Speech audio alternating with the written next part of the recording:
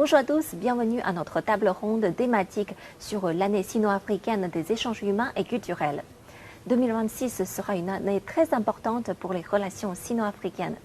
Lors du sommet 2024 du Forum sur la coopération sino-africaine, le FOCAC à Beijing, le président chinois Xi Jinping a annoncé que les deux parties étaient convenues de désigner 2026 comme l'année sino-africaine des échanges humains et culturels. Son lancement officiel aura lieu au début de l'année prochaine lors d'une cérémonie où seront également dévoilées des activités phares. Tout au long de l'année, la Chine et l'Afrique organiseront des échanges couvrant de divers domaines en valorisant les énergies de différents acteurs comme les jeunes, les femmes, les médias et les groupes de réflexion et en mobilisant les sources à différents niveaux, y compris celles des organisations populaires et des collectivités locales. Pour discuter de tous ces points, nous avons convié des personnalités des médias africains autour de cette table ronde. Aujourd'hui, nous avons sur notre plateau M. Sergi Kaki, journaliste de lefaso.net au Burkina Faso. Merci, madame. C'est un plaisir pour moi de partager cette table ronde aux côtés de mes confrères. Et ensuite, nous avons M. Abdallah Omar, rédacteur en chef de l'Office de radio et télévision des Comores. Bonjour. Bonjour, madame. Et notre troisième invité est M. Satien Bharat, c'est bien ça? Exactement. Producteur et réalisateur de la télévision de l'île Maurice. De l'île Maurice, exact. Bienvenue. Merci. Nous avons aussi M. Christian Timothée Mambouya, journaliste de Forum des As en République démocratique du Congo. Bonjour monsieur. Bonjour madame et merci pour l'invitation. Et à la fin, nous avons aussi M. Blondel Abia, reporter de Cameroun Radio et Télévision. Bienvenue. Merci madame, bonjour. Merci à vous tous d'être avec nous aujourd'hui. Merci à vous. C'est un plaisir partagé. Donc, tout au long de l'année 2026, la Chine et l'Afrique organiseront des échanges et coopérations dans de divers domaines tels que l'éducation, la culture, la science et technologie, le tourisme, le bien-être et le développement vert. Et du coup, selon vous, Monsieur Ki, quels sont les secteurs dans lesquels votre pays et la Chine mènent des coopérations? Et si vous avez des exemples à nous donner. Cela dit, je dis que la Chine et le Burkina Faso sont en relation. La relation Chine-Burkina a débuté en 2018. Sinon, je peux dire que la reprise des relations diplomatiques entre le Burkina Faso et la Chine a été entamée en 2018 et ça concerne plusieurs domaines tels que le commerce, la culture, l'éducation, l'agriculture, la santé et bien d'autres domaines. En termes, je retiens que la Chine est un partenaire stratégique pour le Burkina Faso parce que je me rappelle en 2024, selon les statistiques de l'Institut national de la statistique de la démographie, qui dit que en 2024, la Chine était le premier pays fournisseur de produits au Burkina Faso avec plus de 171 milliards de francs CFA de produits vendus au Burkina Faso. Voilà. Wow. Donc il faut aussi retenir que la Chine aussi exporte des produits, c'est-à-dire notamment des matières premières du Burkina Faso comme le coton et le sésame. Voilà, en termes d'échange au niveau du commerce. Et je peux aussi ajouter qu'il y a des entreprises chinoises aussi au Burkina Faso, notamment Huawei, voilà, qui est dans la téléphonie mobile. Au niveau des échanges culturels aussi, je crois que l'un des événements majeurs sur le continent, notamment le festival panafricain du cinéma de la télévision de Ouagadougou, qu'on appelle le FESPACO, je sais que vous connaissez. Voilà, donc la Chine participe, je crois, même si le pays ne participe pas avec les films, mais je crois que le pays est un partenaire aussi à l'organisation de ce festival-là. Et chez nous, au Burkina, nous organisons, la Chine organise, je vais dire, le cinéma de la semaine chinoise. Voilà. La semaine de cinéma chinois. Voilà. Donc je crois que la deuxième édition s'est tenue en 2024, si je ne me trompe pas. D'ailleurs, voilà. Donc je crois que tous ces éléments-là participent à la consolidation et à l'amélioration de la relation entre les deux pays. Et la Chine, pour le dire, nous au Burkina Faso, nous sommes confrontés à une crise sécuritaire qui a aussi engendré une crise humanitaire. en termes d'appui aussi humanitaire. Et je crois que la Chine aussi donne des vivres, a déjà donné, je crois que la dernière en date, il n'y a pas 3 mois de cela, la Chine a offert plus de 1600 sacs de riz, voilà, aux personnes déplacées internes qu'on appelle chez nous les PDI. Voilà en quoi je peux peut-être essayer de situer un peu la relation Chine et Burkina. Merci pour le partage. Et Monsieur Omar, et chez vous? Tout le monde sait que la Chine est le premier pays à reconnaître notre indépendance en 1975. Et depuis, nous avons de bonnes relations. D'ailleurs, les grandes infrastructures qui sont aux Comores, c'est grâce à la Chine. Exemple, la construction de l'Office et de radio et télévision des Comores ORTC, là où je travaille, ça a été construit par la République populaire de Chine. Wow. Le Palais du Peuple, le stade Omnisport de Maluzine, il y a l'hôpital de l'amitié sino-comorienne, pour ne citer que cela. C'est-à-dire que les grandes infrastructures qui existent chez nous, c'est grâce à la Chine. Et tout cela, c'est à partir des bonnes relations qui existent entre la Chine et l'Union des Comores. D'ailleurs, le 6 juillet dernier, nous avons fêté le 50e de notre indépendance et la Chine était là. On a même préparé un documentaire sur les relations entre la Chine et l'Union des Comores.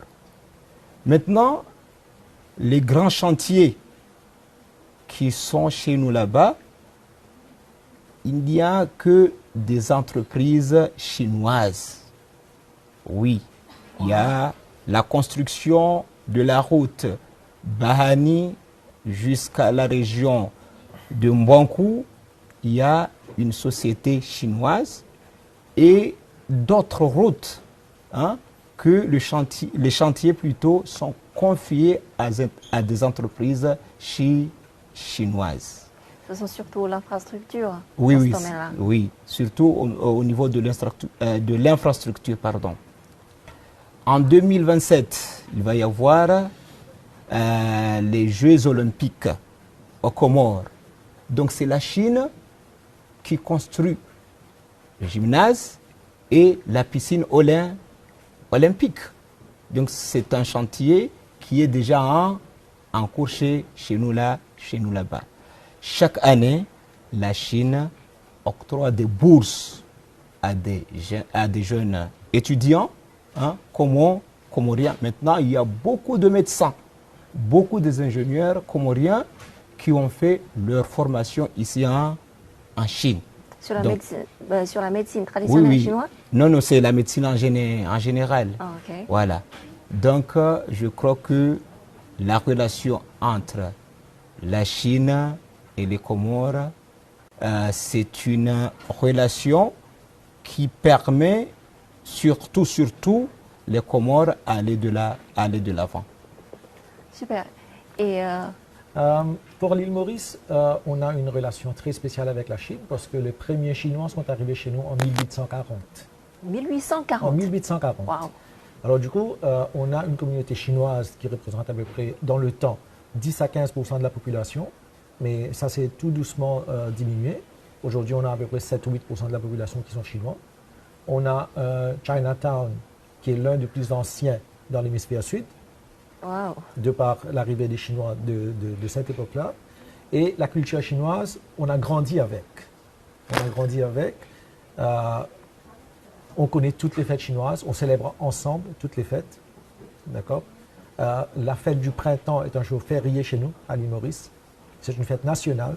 C'est une fête fériée, fête nationale? C'est une fête nationale, wow, chez nous. Alors, pour revenir à l'île Maurice et la Chine, on a établi des relations diplomatiques avec la Chine depuis 1972. Et nos premiers ministres qui se sont succédés ont tous visité la Chine. Et il y a même votre président Xi Jinping qui a visité l'île Maurice. Ça montre la relation privilégiée qui existe entre l'île Maurice et la Chine. Mais il n'y a pas que la relation humaine, il y a aussi beaucoup d'échanges. Et quand je dis échange, c'est que la Chine a beaucoup contribué à faire grandir l'île Maurice. Aujourd'hui, l'île Maurice est considérée comme étant une économie très florissante, une économie très solide. Au niveau africain, on est toujours classé parmi les 3-4 meilleures économies. On est considéré comme un pays très, je ne dirais pas très riche, mais riche au niveau de l'Afrique. Et la Chine a beaucoup contribué à ça. Comme Omar a dit, dans les infrastructures, dans l'éducation, dans tous les domaines de la recherche, un peu partout, elle nous a aidés. Et même, Omar, je le corrige, ce n'est pas les Jeux Olympiques, c'est les Jeux des îles. Les Jeux des îles, c'est un jeu qui regroupe toutes les îles de l'océan Indien. Et même quand nous, on a fait les Jeux 3 fois chez nous, c'est toujours la Chine qui nous a aidés à construire les infrastructures, les stades, les piscines, les différents centres sportifs et beaucoup d'échanges entre les athlètes, les entraîneurs. Très souvent, nos entraîneurs de badminton, de tennis de table sont des Chinois qui viennent chez nous, qui restent chez nous. Et voilà, c'est un pays qui a toujours été privilégié au niveau des rapports. Et j'espère que ça va continuer pour encore très longtemps. Merci, M. Parat. On sait tous que l'île Maurice est très connue pour ses beaux paysages. Exactement, au niveau du tourisme. Et les gens chaleureux. Merci, merci. Et vous, M. Mambouya? La Chine et la RDC ont signé depuis cette année, 2025, ils ont signé des accords commerciaux. C'est-à-dire la province de Hunan et la RDC, ils se sont convenus à ce que la RDC puisse ramener des produits agricoles congolais. Il y a le café, le cacao, les sésames intéressent bien cette province et ils ont ratifié des accords. Mais bien avant cela, cet accord a abouti. C'était en 2024, il y a eu d'abord l'accord cadre de Beijing et cet accord-là a ramené, s'est matérialisé par cet accord signé en juin 2025 entre notre ministre du Commerce extérieur et le représentant de la province de Hunan. Et cet accord est bénéfique pour les deux peuples et ça entre directement dans la vision que prône le président Xi Jinping, la coopération gagnant-gagnant entre les deux peuples. Super. Et chez vous, M. Abia? Je dirais effectivement que les liens entre la Chine et le Cameroun sont des liens multiples parce qu'il y a plusieurs paradigmes qu'on pourrait définir pour y arriver. Moi, je prendrais peut-être 2-3 exemples qui sont très visibles sur le plan de l'infrastructure. Infrastructure, peut-être des travaux publics, infrastructure sanitaire par exemple. Lorsque je suis venu ici, il fallait faire des examens et tout, c'est à l'hôpital gynéco-obstétrique et pédiatrique de Yaoundé, en Gosso, que je me suis rendu pour tout le suivi médical. C'était impeccable. Et puis la Chine a investi beaucoup au Cameroun dans le cadre de la coopération sanitaire. Au niveau du sport, par exemple, il y a le gigantesque palais polyvalent des sports au Carrefour Ouada, Yaoundé, qui est une référence non seulement au Cameroun, mais même dans la sous-région Afrique centrale pour abriter des événements grandeur nature. Il y a des barrages et autres entreprises Sinetro qui sont implantées ça et là. Donc moi je pense que c'est une coopération qui est visible. Je n'oublierai pas l'éducation d'enseignement supérieur avec l'Institut Confucius qui s'est implanté, je dirais, un peu partout sur le continent africain pour promouvoir la langue chinoise, parce que vous le savez très bien, le peuple existe et s'est fait connaître parce qu'il a une culture. Et la culture, le décodage des signes d'une nation, d'un pays, c'est à travers la langue, c'est à travers la culture. Et je pense que le premier défi que la Chine a gagné, c'est de faire connaître sa culture à travers la langue qui s'apprend un peu partout, où nous aussi, on est en train de s'initier en disant Ni Hao. Ce sont surtout dans les secteurs de l'infrastructure et aussi de l'éducation? Oui, il y a plusieurs secteurs, mais comme je dis, je vois beaucoup plus le secteur de l'éducation, de la santé, des travaux publics. Parce qu'à ce niveau-là, la Chine investit énormément auprès du gouvernement chinois. Et si vous parlez de la diplomatie, je crois qu'ici en Chine, vous êtes sans l'ignorer, c'est un Camerounais, son Excellence Martin Pana, l'ambassadeur de la République du Cameroun, la République populaire de Chine, qui est le doyen du corps diplomatique. c'est une fierté d'être Camerounais, de se retrouver ici dans ce pays qui est très hospitalier, qui est très accueillant, qui a un sens profond, disons, de l'humanitaire, de l'humanisme. Et je pense que c'est une coopération qui va davantage être fructueuse pour les jeunes générations, la jeune génération à laquelle vous et moi appartenons. Oui, en fait, j'ai croisé un groupe de jeunes Africains ce mois-ci et l'année dernière, juste pour faire des échanges en Chine. Et on avait discuté, ils ont beaucoup plus de l'opportunité de visiter le continent africain que la Chine. Mais durant leur séjour ici, surtout à Beijing et à Shanghai, ils ont bien profité de cette culture pour visiter non seulement les paysages, mais aussi apprendre un peu l'histoire des relations entre nos deux continents et nos deux pays. Et un peu comme l'île Maurice qui a beaucoup plus des échanges dans les cultures. Au fait, on est une île qui a eu un peuplement. Du coup, je n'ai pas un costume national parce que le mélange comme avec les Amériques, c'est un mélange de gens qui sont venus de tous les coins du monde. Oui. La fête du printemps est célébrée d'une façon nationale, c'est férié. Partout, le Chinatown est décoré, même toute l'île Maurice, les centres commerciaux seront décorés en rouge, les gens vont s'habiller en rouge, on va partager les petits fung pao, les petites enveloppes rouges, on va manger, nous on appelle ça gâteau la cire, le gaozin, enfin je ne me rappelle pas du nom chinois, mais c'est un gâteau qui est fait avec du riz et avec... C'est pas la ravioli? Non. C'est rond comme ça, très dur. Il faut le découper en tout petits morceaux. Et c'est fait pour la fête du printemps. Et tous les amis chinois vont venir nous partager ça. Tout comme nous, moi je suis d'origine indienne, hindoue. Alors quand moi j'ai une fête, j'irai voir mes amis chinois pour leur partager ce que moi je prépare. Et on vit d'une façon très, très harmonieuse comme ça. Merci à vous tous pour les partages et pour les réponses. Les échanges humains et culturels entre la Chine et l'Afrique sont vraiment très riches et variés. Alors, selon vous, Monsieur Mambouya, quelle importance aura l'année sino-africaine des échanges humains et culturels?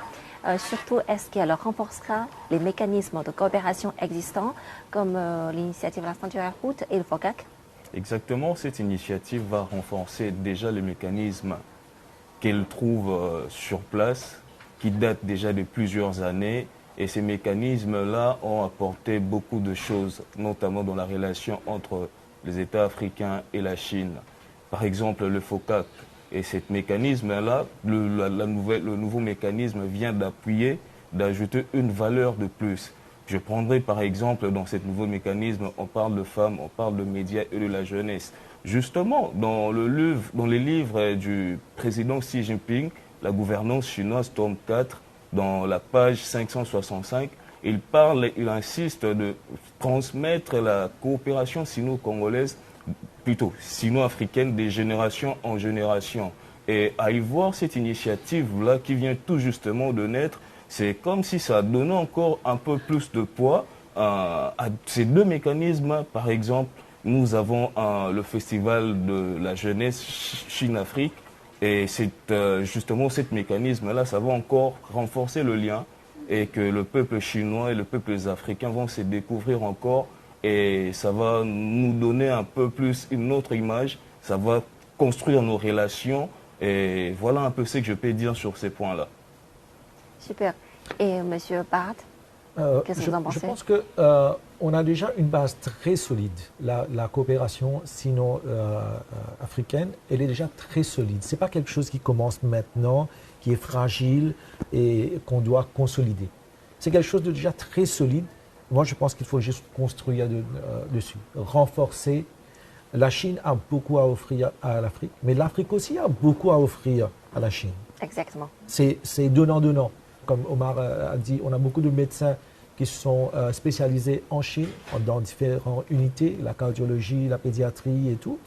Et moi, ce que j'aimerais aussi, c'est de voir, dans cette année 2026, l'inverse. C'est de voir les Chinois venir s'installer en Afrique, venir découvrir la culture africaine, venir découvrir le pays. Ce n'est pas forcément que les Africains qui viennent en Chine. J'aimerais que ce soit beaucoup plus l'inverse. L'échange doit se faire entre les deux sens. D'accord? Et nous, on a déjà beaucoup d'amis chinois, mais je pense que les autres pays africains gagneraient à avoir beaucoup plus d'échanges, de faire les Chinois venir découvrir leur pays, de le vivre à leur façon, à leur rythme. En fait, je suis tout à fait d'accord avec vous. C'est toujours dans les deux sens, les échanges, et aussi c'est tonnant ou bien gagnant-gagnant. Exactement. J'ai beaucoup d'amis qui sont déjà s'installer en Afrique, dans différents pays. Des gens qui sont dans les Congo-Kinshasa, déjà. Je suis là. Il y a aussi des gens qui travaillent en Algérie, au Maroc. Ils m'ont partagé beaucoup leur expérience là-bas. Ils m'ont dit que c'est vraiment une vie assez agréable et aussi une belle expérience. Exactement. Pour rester un an, 2 ans de travail. Mais pour longtemps, s'ils veulent continuer de rester là-bas, il faut faire installer toute la famille. Du coup, ça prend un peu de risque pour le moment, surtout pour les parents, les parents de notre génération qui est septuagénaire déjà. C'est un peu difficile. Ça pose toujours problème de laisser ses racines derrière. Mais il faut aussi dire que l'Afrique n'est plus l'Afrique qui était là avant. L'Afrique des années 70-80 était l'Afrique où il y avait plein de maladies. Il y avait le paludisme, il y avait le choléra, il y avait le malaria, il y avait tout plein de problèmes. Mais aujourd'hui, c'est derrière nous. Aujourd'hui, l'Afrique, elle est très safe, très sécurisée. D'accord? Très peu de risques que vous venez ici et que vous n'aimez pas. On offre tous les bonnes choses maintenant. Super. Alors moi, je vais vous demander, faites de sorte que beaucoup de Chinois viennent en Afrique, d'accord? Super. Et ce sera aussi bien pour l'économie. Quand il y a des gens qui voyagent, c'est l'économie d'un pays qui devient encore plus florissant. Super. Ma prochaine destination, c'est l'île Maurice. Avec plaisir. On va vous accueillir avec plaisir. Merci. Et Monsieur Abia, Oui. Vous avez des idées sur ce mécanisme existant déjà avec cette nouvelle mécanisme de l'année sino-africaine des échanges humains et culturels? Bien sûr, c'est une année qui tombe à pic, c'est une célébration qui tombe à pic, qui arrive à point nommé. Pourquoi on a relevé quelques points essentiels où la coopération se matérialise, la construction des infrastructures, etc. Je crois que cette coopération entre l'État chinois et les États africains pourra davantage se renforcer en permettant aussi aux autres, comme mon cher grand frère Satien l'a souligné tout à l'heure, que les États africains puissent s'inspirer de ce modèle.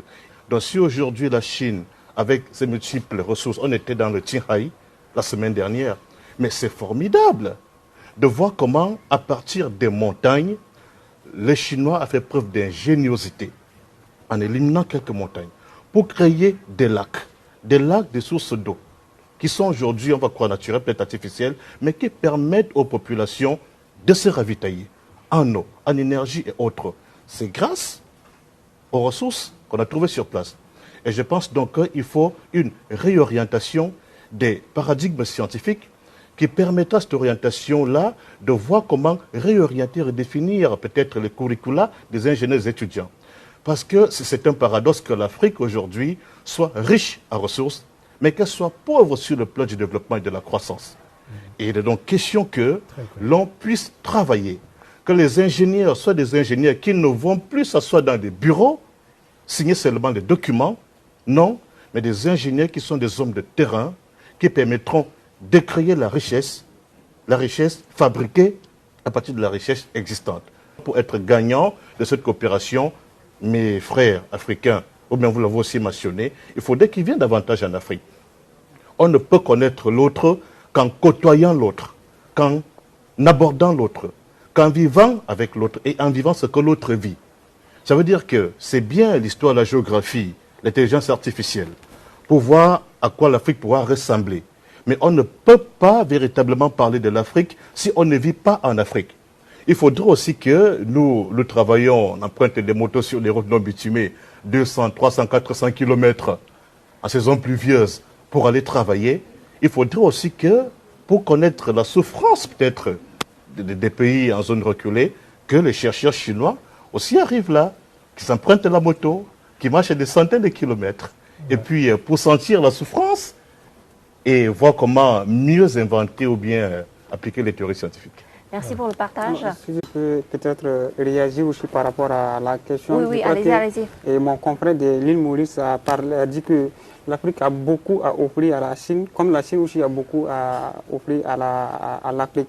Et ce qui me marque ici un peu dans la politique chinoise, c'est que il y a ce que je crois que le président Xi Jinping l'a rappelé une fois, le respect de l'égalité souveraine.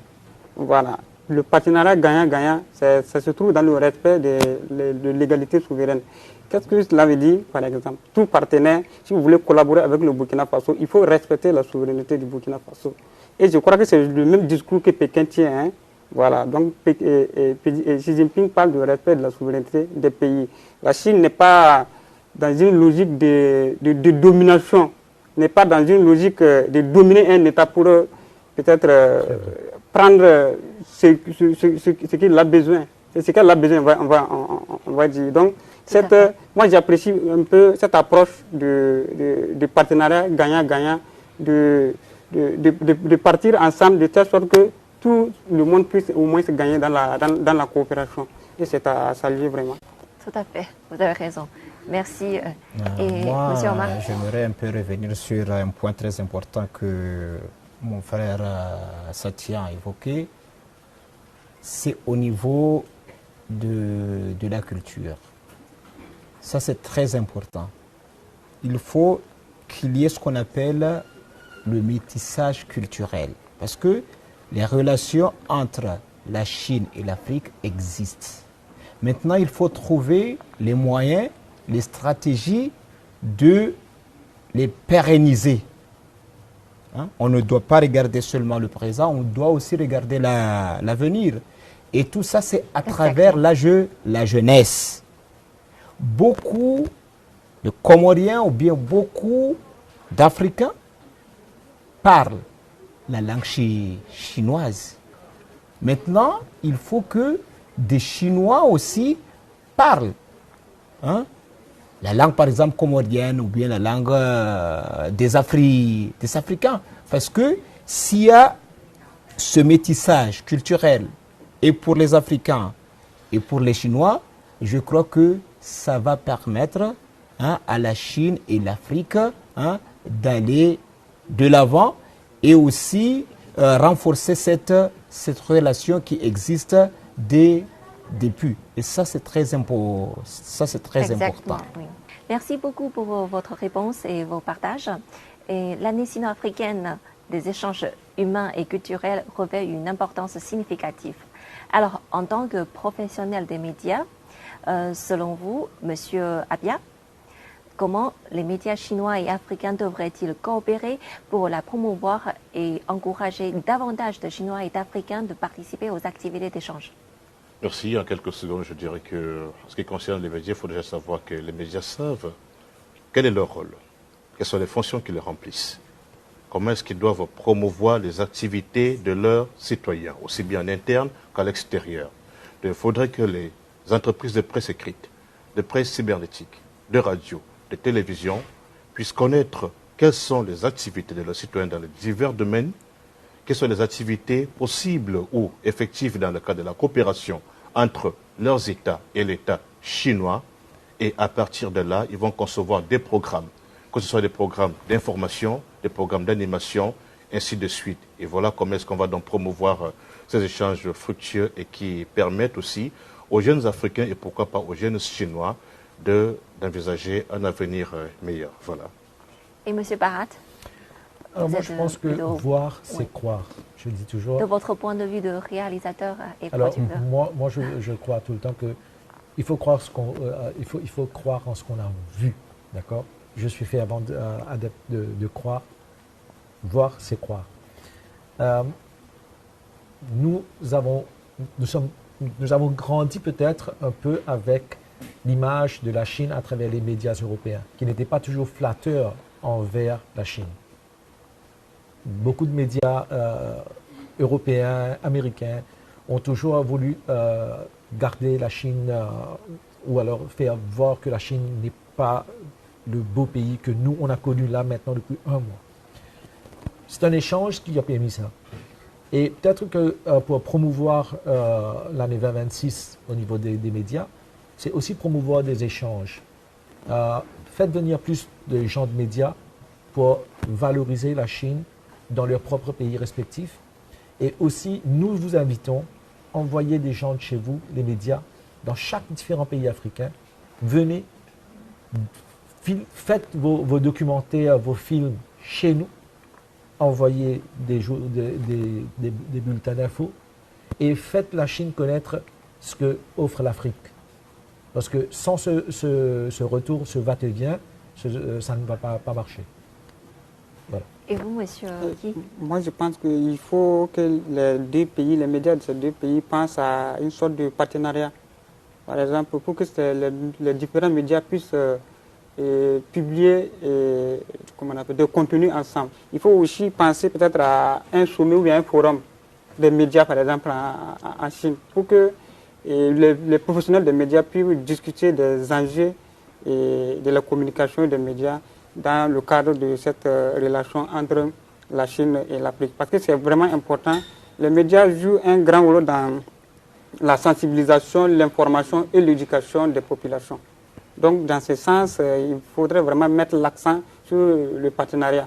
La Chine, c'est ma première fois de venir en Chine, mais j'ai entendu beaucoup de choses sur la Chine dans des médias étrangers. Mais je suis venu, je me rends compte que c'est peut-être autre chose. Hein. Et j'ai poussé un peu ma curiosité à jeter un coup d'œil dans le contenu des médias étrangers sur le 80e anniversaire de la guerre, comment on appelle, l'agression, de la victoire de la Chine sur le Japon. Voilà, on va dire comme ça. Contre le Japon. Ouais, voilà, on va dire un peu comme ça. 60 ans de la guerre antifasciste. Voilà, antifasciste. Voilà. Donc, quand vous voyez, vous lisez les contenus, ce n'est pas du tout caressant envers la Chine. C'est une autre image de la Chine qui est un peu vendue. Donc, je pense que dans le cadre de cette coopération, il faudrait penser vraiment à établir, même si ce sont des forums, des partenariats, surtout j'insiste sur ça, parce que ça va permettre. Aujourd'hui, nous sommes à l'ère du numérique. Voilà, ça va beaucoup plus loin. Donc, il faut peut-être penser à démocratiser un peu cet aspect-là. Merci. Et monsieur, oui, allez-y. Okay. Donc, justement, moi, je pense que je rejoins mon confrère du Burkina Faso, Serge, qui insiste sur le contenu. Et moi, je pense que ces contenus-là doivent plutôt porter sur notre histoire. Vous savez, la Chine, la coopération, l'histoire de la coopération sino-africaine. Et cette coopération n'a pas commencé aujourd'hui.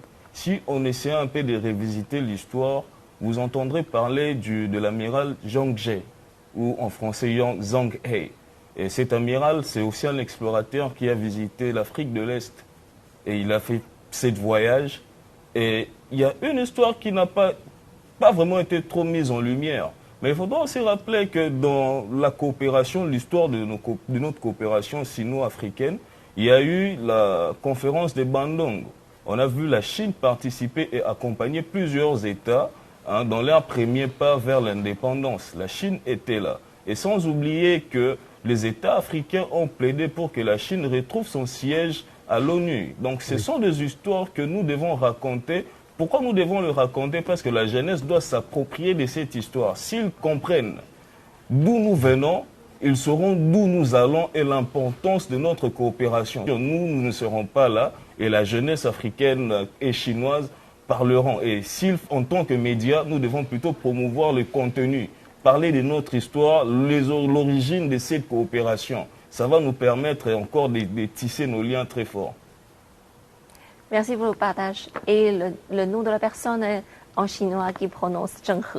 Zheng He. C'est une personne qui voyage il y a 600 ans. Exactement. Cette histoire-là, moi, je ne l'ai pas appris en classe. Je l'ai appris parce que j'ai fait des recherches. Waouh, quelle connaissance.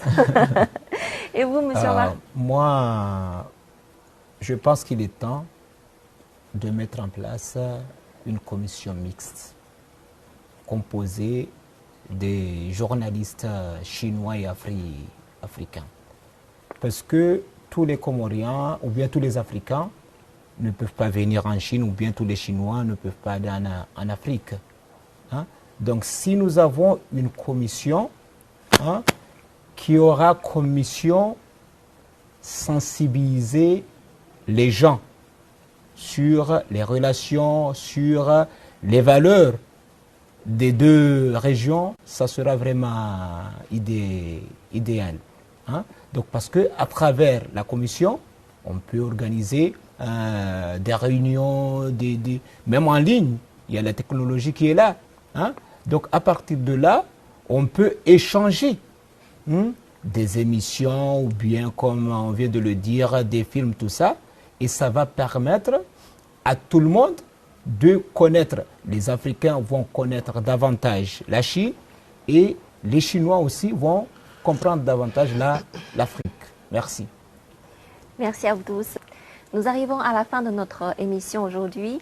Merci à vous tous pour votre partage et votre participation. Merci Merci à à vous. vous également. Merci à vous. L'invitation. L'amitié entre la Chine et l'Afrique plonge ses racines dans une longue histoire et ne fait que se consolider avec le temps. L'amitié entre les peuples est la pierre angulaire du développement des relations sino-africaines et les échanges humains en sont la source motrice pour les générations à venir. Souhaitons ensemble le succès de l'année sino-africaine des échanges humains et culturels.